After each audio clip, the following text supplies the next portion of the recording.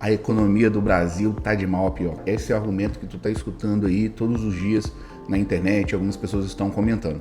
A gente sabe que tem uma onda, né, de pessoas que são contra o governo espalhando essas notícias falsas por aí. Mas peraí, vamos com calma. As coisas não tão ruins como a gente imagina. Vamos lá. Primeira coisa a ser tratada aqui é o déficit fiscal, né? Em 2023, olha só, eram 230 bilhões de reais negativo.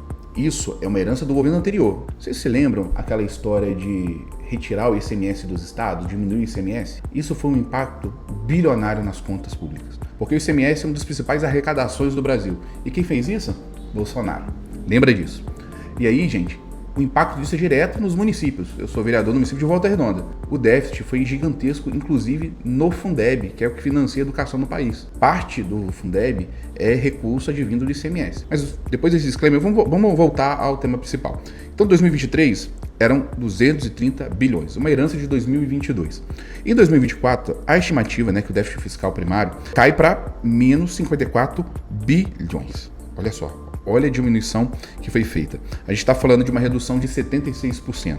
Vamos lembrar, 80 bilhões foi o que caiu a arrecadação do ICMS com a lei do Bolsonaro em 2022. Outra coisa, precatórios. O calote dos precatórios foi de 95 bilhões, totalizando 180 bilhões de bomba fiscal que foi realizado pelo governo anterior. Isso ninguém fala, né?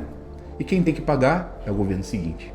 Então, 2023, quando o governo Lula assume, o que ele teve que fazer? Hein? Vamos lá? Pessoal, a primeira coisa que o governo federal teve que fazer é pagar o calote dado pelo Bolsonaro lá em relação aos precatórios. Então, o governo federal pagou 95 bilhões em precatórios. E pagou ainda parte desse ICMS, porque o governo federal teve que bancar os estados por conta da diminuição do ICMS. Deixa eu explicar um negocinho para vocês. Quando a gente cria qualquer tipo de isenção de imposto, a gente, na verdade, não está tirando imposto. Esse imposto vai ter que ser reposto em outra área. Você não pode tirar 50 bilhões, por exemplo, e deixar aqueles 50 bilhões como déficit. É necessário que aqueles 50 bilhões seja compensado de outra forma. E aí, qual foi a forma encontrada pelo governo federal? Pois é, cara, Bolsonaro disse que o governo federal pagaria os estados do Brasil. Esse calote nos estados ficou em 80 bilhões de reais. O governo federal, em 2023, pagou 27 bilhões desses precatórios.